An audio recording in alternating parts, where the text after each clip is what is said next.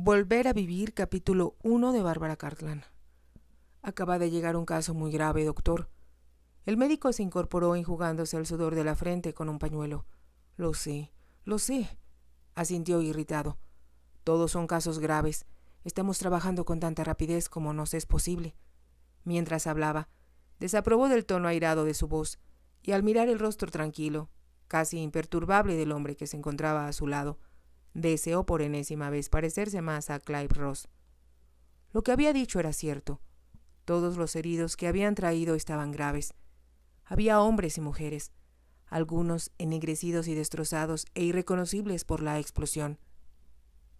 Las víctimas, tendidas en colchones que habían sido colocados sobre el suelo, llenaban la habitación, mientras que en el exterior se escuchaba el continuo ulular de la sirena de las ambulancias, que trasladaban al hospital a los pacientes que ya habían recibido atención de primeros auxilios. Gracias a Dios que Ross está aquí, pensó el doctor Richardson con gratitud. No era solo por la ayuda que el doctor Ross le brindaba, sino también porque podía relegarle gran parte de las responsabilidades. Clive Ross, cirujano en jefe de uno de los principales hospitales de Londres, el hombre a quien se le atribuían verdaderos milagros entre los heridos de guerra, no consideraba que ningún desastre, a pesar de su magnitud, fuera decisivo. Pero era justo esperar lo mismo de un insignificante médico local que antes de la guerra no atendía más que a media docena de accidentados al año y cuyos pacientes, en su mayoría, fallecían de ancianidad. Era cierto que el doctor Richardson nunca había buscado notabilidad ni experiencia y que se había conformado con ser un simple médico de pueblo. Pero Clive Ross era muy diferente.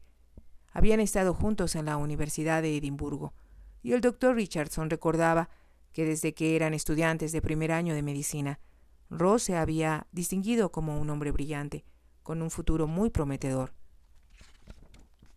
Había que verlo ahora, por ejemplo, concentrándose con toda calma, en cada caso, ajeno a la confusión y al ruido que lo rodeaban. Cuando uno de los camilleros exclamó: «Es horrible, simplemente espantoso», el doctor Richardson no tan solo le dio la razón, sino que se estremeció al ver los miembros mutilados convertidos en masas sanguinolentas. Y realmente era una tragedia horrible, a pesar de que habían tomado todas las precauciones en torno a esta fábrica en particular, en caso de que cayera una bomba.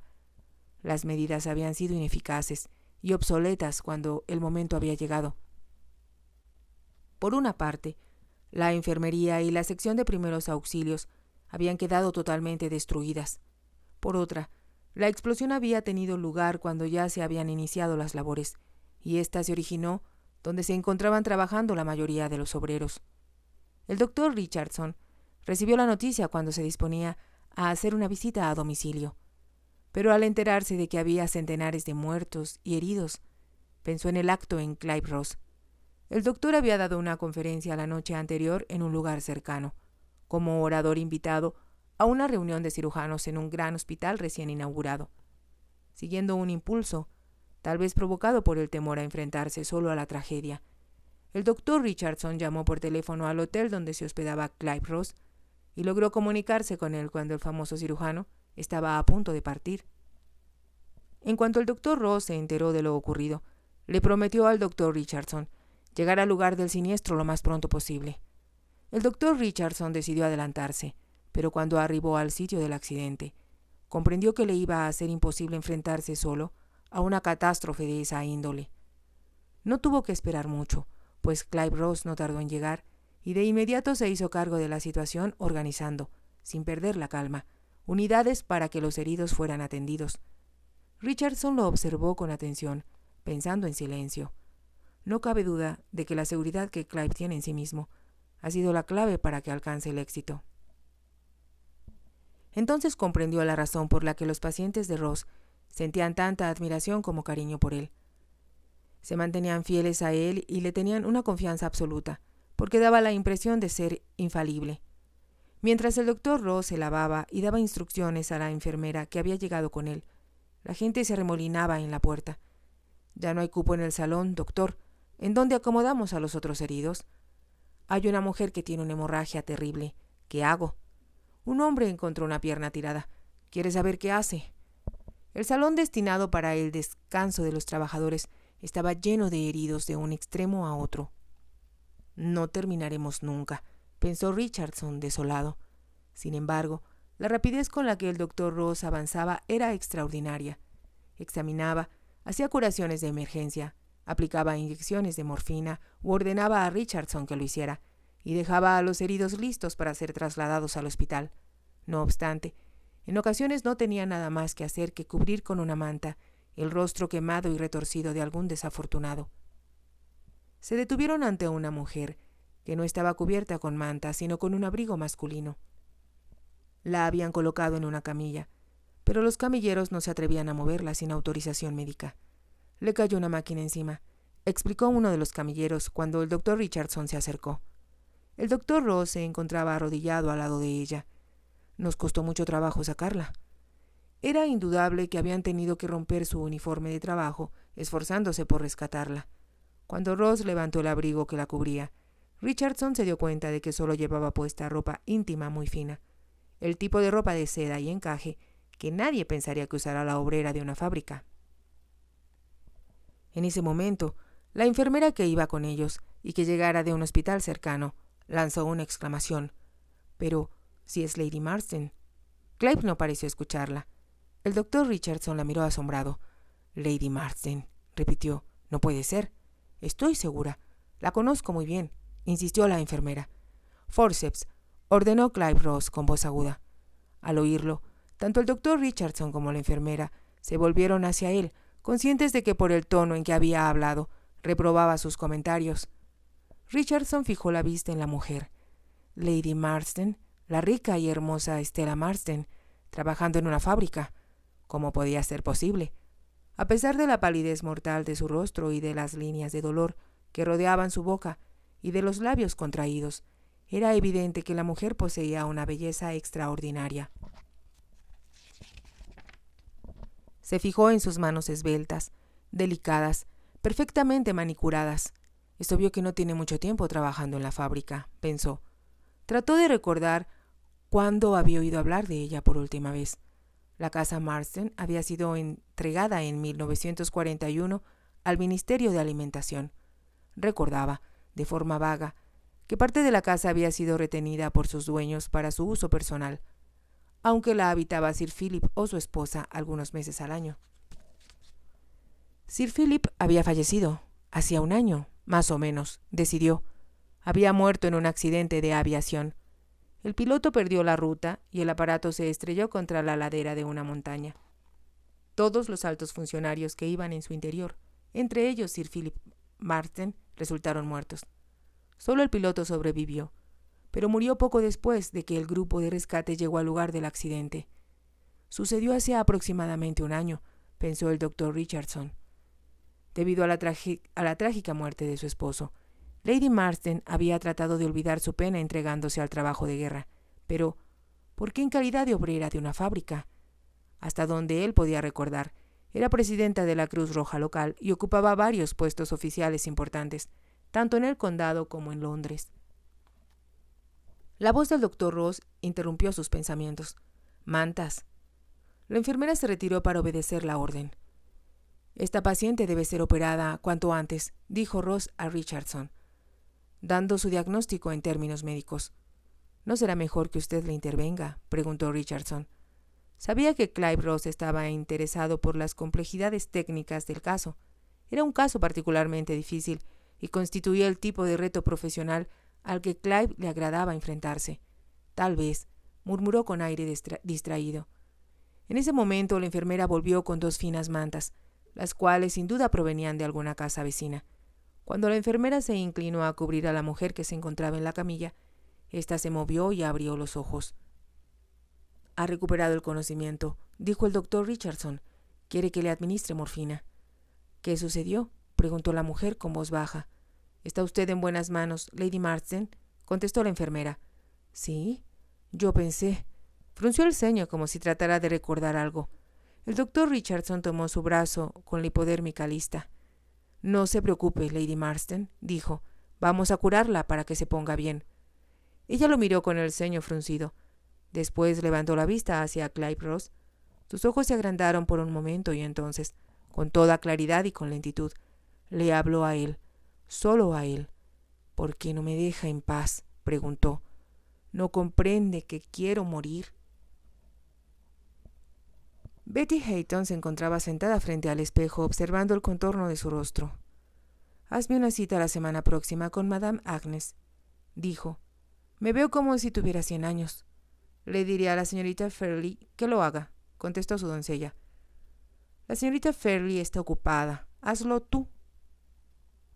La doncella hizo una expresión de desdén e iba a replicar cuando llamaron a la puerta, y un momento después entró Alice Fairley. Era una mujer delgada, angulosa, de casi 50 años, miope y con la extraña costumbre de echar la cabeza hacia adelante, de modo que ésta aparecía siempre antes que su cuerpo mal vestido. «El doctor Ross está al teléfono. ¿Quiere hablar con él?» «Por supuesto que quiero hablar con él. No hagas preguntas tontas. Alice, comunícame con él en el acto». Hitty se levantó como impulsada por un resorte y corrió hacia el teléfono, que se encontraba junto a la cama. Esperó un momento hasta que le pasaron la llamada. «Hola, Clive. ¿Cómo está usted?», dijo con ternura. «Buenos días, señora Hayton. Siento molestarla tan temprano». «No es ninguna molestia». «Gracias. Quería informarle que le estoy mandando 3 pacientes, 2 de la Real Fuerza Aérea y a una mujer. Lady Marsden». «Stella Marsden». No tenía idea de que se conocieran. Leí la noticia sobre lo de la bomba, por supuesto. ¿Por qué no me había dicho que era su paciente?» «¿Por qué iba yo a hacerlo?», preguntó él con brusquedad. «Qué misterioso es usted, Clive, hasta con sus amistades. Bien, lo perdonaré y recibiré de buena gana a Stella Marsden. Me dará mucho gusto volver a verla». «¿A qué hora llegarán?» «Alrededor de las 5 de la tarde. A Lady Marsden la acompaña una enfermera especial. Yo iré mañana». «Qué bueno. Tengo muchas cosas que decirle y mucho que mostrarle. Adiós». Una vez que Clive colgó el auricular, Hitty permaneció pensativo un momento. «Stella Marsden», pensó, «así que va a estar aquí». Hitty empezó a contemplar la manera de convertir ese hecho en una ventaja personal. Estaba también tratando de recordar con exactitud lo que se había hablado de Stella Marsden últimamente. ¿Con quién andaba? ¿Qué hacía? Era extraño que se encontrara en la fábrica que habían bombardeado. «¿Me necesita usted, señora Hayton?» Era Alice Fairley, de nuevo. «Caramba, Alice», exclamó Hitty, poniéndose de pie. «No entre sin antes anunciarse. Me pone nerviosa. ¿Y dónde está Watkins?» «No ha terminado de peinarme». Watkins, la doncella, que se había retirado con discreción mientras Hitty hablaba por teléfono, volvió a entrar en el dormitorio. «Termina de peinarme», ordenó Hitty, caminando hacia el tocador. Aunque habló con decisión, su tono no era tan impaciente ni desagradable como cuando se dirigía a Alice Fairley. Watkins era una doncella experimentada y sabía que en tiempos de guerra era difícil conseguir a alguien como ella, por lo que no estaba dispuesta a soportar ninguna impertinencia a su ama. Y Hitty lo sabía. La situación de Alice Fairley era diferente. Tenía mala salud y con su personalidad tímida y retraída, le costaba trabajo conseguir otro empleo. Hitty aprovechaba esa circunstancia para hacerla blanco de todos sus caprichos y mal humor, segura de que la mujer jamás protestaría. Sin embargo, le era muy útil porque tenía una cualidad que hacía olvidar sus defectos. Alice Fairley tenía una memoria prodigiosa. Como taquimecanógrafa, era regular.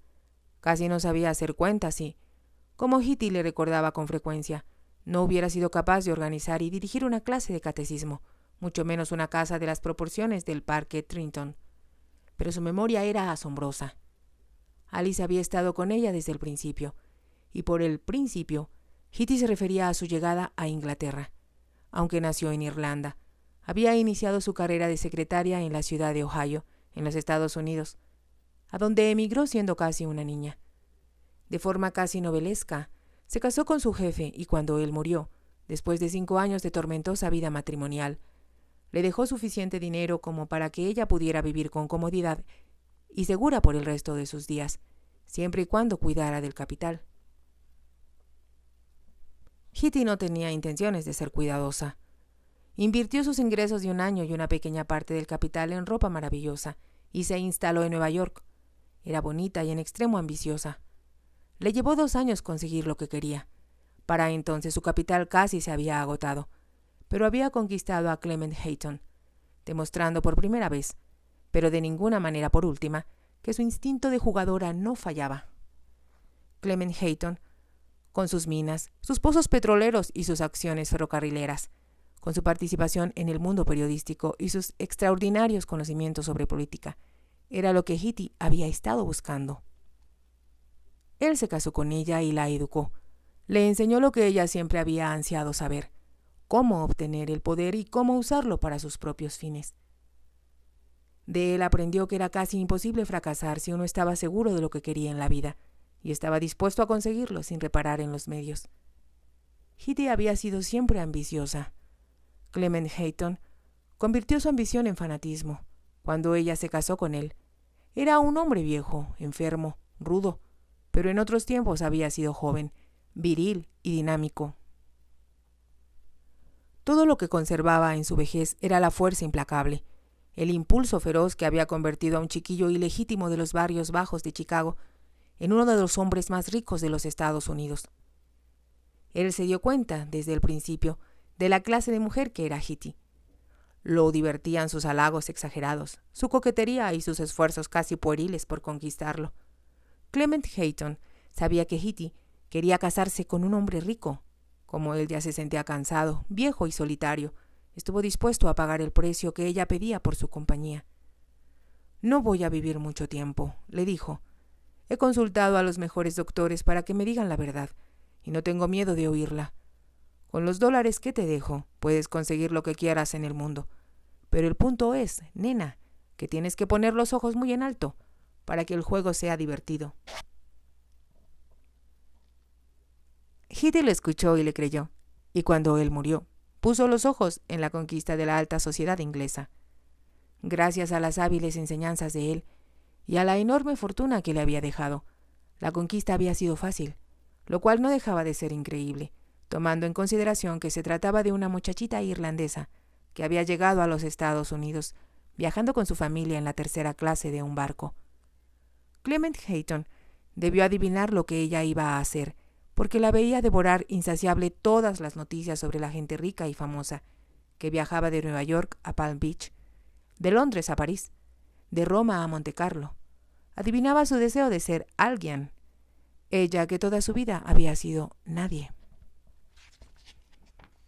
«Es gente, son simples seres humanos», le había dicho una vez, cuando ella leía con avidez el contenido de una revista sobre las actividades del alto mundo social. «Solo seres humanos, no lo olvides». Y Hitty no lo olvidó.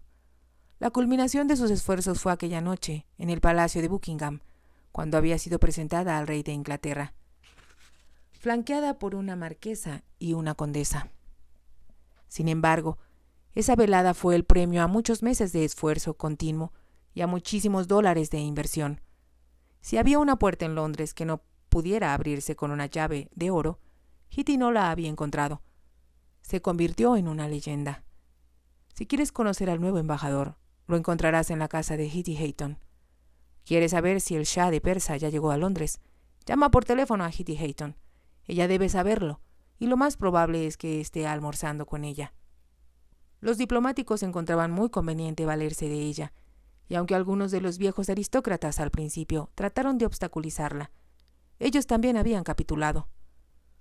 «Su hija tiene una hermosa voz. Es una pena que no se la eduquen. Pero puedo arreglar que el señor Rossini le dé clases. No se preocupe por sus honorarios. Le aseguro que lo hará por mí con placer. De cualquier modo, ¿cómo podría uno negarle a esa hermosa criatura su oportunidad? Sería un crimen contra el arte. Lecciones de música, colegiaturas, aportaciones para obras de caridad, alquiler de caballerizas. El dinero que había invertido Hitty durante sus primeros años en Londres era increíble. Además, había tenido que comprar infinidad de cachivaches, pero le habían abierto muchas puertas: retratos de familia, primeras ediciones, edificios antiguos, objetos de plata. Hitty no se había detenido ante nada para conquistar un nuevo amigo, por falso que fuera, entre la vieja aristocracia empobrecida. Sus fiestas se pusieron de moda, algunas veces cuando leía la lista de sus invitados publicada en los periódicos del día siguiente, y que Alice Fairley le traía después del desayuno. Hitty solía preguntarse si aquello era verdad o estaba soñando. Hitty Hayton recibía en su casa no solo a duques, condes y embajadores, sino también a la mitad de las testas coronadas de Europa. Era divertido, en realidad, muy divertido, excepto que no tenía con quién reír de la situación. Algunas veces echaba de menos a Clement Hayton. Cómo hubiera disfrutado de todo esto, y, sin embargo, sabía muy bien que aquello no habría sucedido si Clement estuviera vivo. Todo el oro del mundo no habría bastado para convencer a la gente refinada a aceptar a aquel hombre, viejo, enfermo y tosco, que jamás se había molestado en disimular siquiera lo humilde de su origen. Con ella era diferente. Ella había aprendido con indiscutible habilidad todos los vericuetos del refinamiento. Leía mucho, tenía buenos modales y su gusto exquisito en cuestiones de ropa y de joyas, asesorada por expertos a los que había pagado muy buen dinero para enseñarla. Tal como Clement vaticinara, había logrado cuanto se había propuesto, pero ahora se daba cuenta de que no era suficiente, y aquí fue cuando Hitty empezó a pensar en Clive Ross. Si te ha gustado, te invito a que te suscribas, a que me regales un me gusta y actives la campanita para que puedas seguir escuchando esta historia y muchas más. Gracias.